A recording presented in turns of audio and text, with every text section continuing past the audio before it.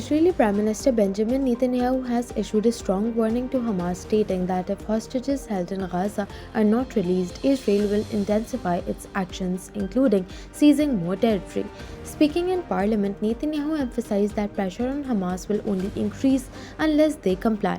Meanwhile, protests against Netanyahu's government are growing in Israel. Thousands have taken to the streets in recent days, prompting the Prime Minister to accuse the opposition of fueling anarchy. Addressing lawmakers, he dismissed claims that democracy is at risk, instead arguing that his government is taking power back from bureaucrats.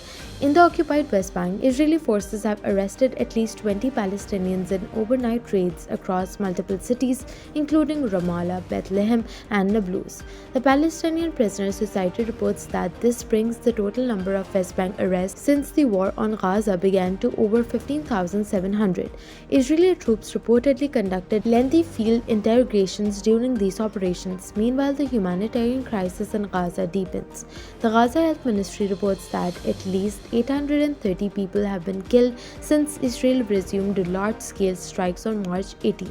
The death toll has now surpassed 50,000 since the conflict began on October 7, 2023. Hamas has responded to Israel's warnings, stating that any forced rescue operation will result in hostages being returned in coffins. The group claims it is doing everything possible to keep captives alive, but blames Israeli airstrikes for putting their lives in danger. South Korea is battling some of its worst wildfires in decades. The death toll has risen to 24, and a firefighting helicopter pilot was killed when his aircraft crashed while attempting to contain the blaze. According to Reuters, the wildfires, fueled by strong winds and dry conditions, have forced over 27,000 people to evacuate. Entire neighborhoods have been destroyed, schools have closed, and even prisons have been forced to relocate inmates. Acting President Han Duck-soo called the situation dire, confirming that all available resources, including assistance from US forces in Korea, are being deployed. The US-owned fire remains only 68% contained, spreading rapidly due to gusty winds. Climate experts warn that large-scale wildfires will become more frequent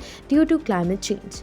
South Korea relies heavily on helicopters for firefighting, but technical issues have grounded several Russian-made aircraft due to sanctions. Pakistan has unlocked a new $1.3 billion deal with the IMF alongside a successful first review of its ongoing 37-month bailout program. Prime Minister Shehbaz Sharif credited his team's relentless efforts for this achievement, stating that despite economic hardships and security challenges, the government and the people persevered. आप सबकी बेपनाह काविशें हैं और यकीन करें कि आपकी ये दिन रात की मेहनत ना होती तो ये अचीवमेंट इतनी जल्दी हम ना कर पाते।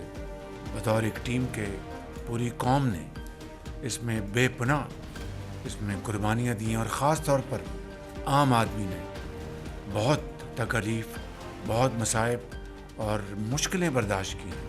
अगर उनकी ये कुर्बानी, उनकी ये कंट्रीब्यूशन ना होती तब भी ये स्टाफ लेवल एग्रीमेंट नामुमकिन था। With Pakistani authorities secures an additional $1 billion under the $7 billion extended fund facility, bringing total disbursements to $2 billion. The newly approved $1.3 billion climate resilience loan spanning 28 months will support Pakistan's adaptation measures against climate-related risks. Finance Minister Mohammad Aurangzeb emphasized the government's commitment to structural reforms in taxation, energy, and state-owned enterprises.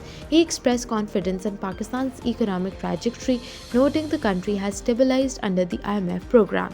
The IMF acknowledged Pakistan's economic progress, citing declining inflation, improved financial conditions, and stronger external balances.